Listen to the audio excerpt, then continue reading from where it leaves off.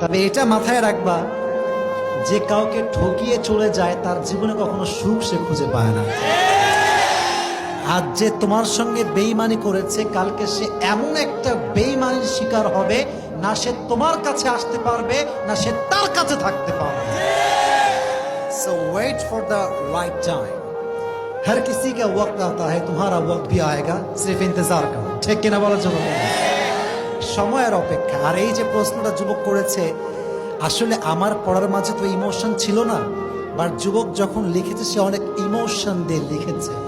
But যে সত্য কথা হচ্ছে এটা পাবনার ভাইরা, যে মানুষকে সত্যিকার অর্থে হালাল ভাবে বিয়ে করে, এটা স্পষ্ট প্রমাণ যে সে তাকে সত্যিকার অর্থেই চায়। কিন্তু এই হালালের পরে যেই মেয়ে বেঈমানি করে, খোদার কসম তার কপালে সুখ থাকবে না। এটা আজকে লিখে নিয়ে যান।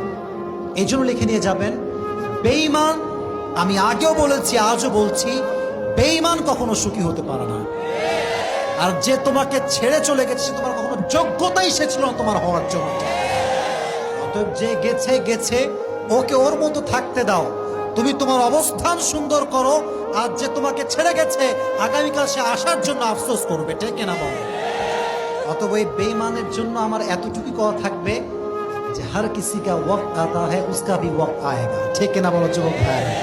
আর ওই মেয়েকে হেদায়েত দান করুক, সকলের পড়া আমিন।